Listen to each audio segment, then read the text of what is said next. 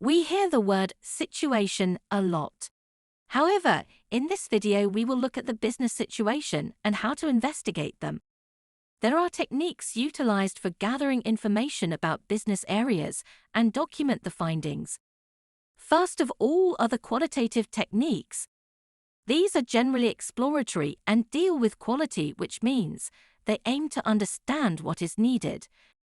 But this is not all about it. Let's explore all the techniques in detail. Workshop is the first qualitative technique. You must be wondering why. Let me tell you.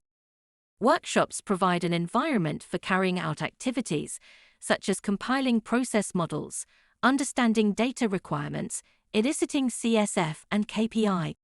There are multiple types of workshops. Brainstorming is also one of them. The next technique is observation. Formal observation involves watching a specific task being performed. Shadowing is a type of observation in which the participants are observed naturally in day-to-day tasks while the observer stays in the background. Interviews is the third technique. In this one can obtain information from other people by just communicating. Fourth technique, which is scenarios, is used for research-oriented planning for future scenarios. Fifth technique is prototyping. This involves building simulations of a process or system in order to review them with the business representatives and thereby increase understanding about the requirements. For example, defining potential customers. The last technique is user role analysis. It is concerned with identifying specific groups of individuals where all of the members of a group need to access a particular set of services from a business system. This doesn't end here. We have quantitative approaches as well. Let's look at them one by one. First is surveys or questionnaires. A survey is a research method used for data collection from a predefined group of people to get to know about your topic of interest. Questionnaire is basically a term used to describe the set of questions you're asking an individual. Second technique is activity sampling. Activity sampling is basically a form of observation which is used to know how people divide their work time among a range of activities. For example, how much time is spent on the telephone?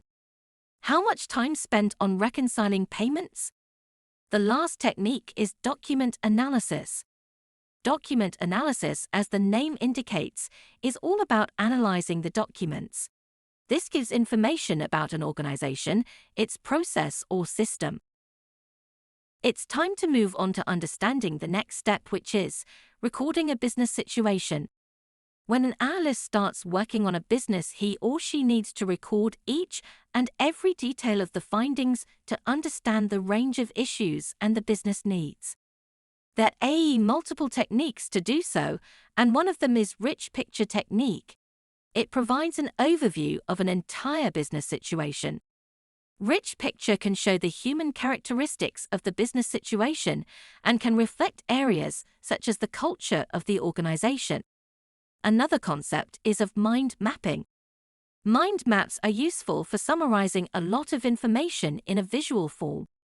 Mind maps also show the overall structure of a subject and the relative importance of individual parts of it. An analyst can use all these techniques at different levels to record a business situation. I hope you find this lecture useful. See you in the next video.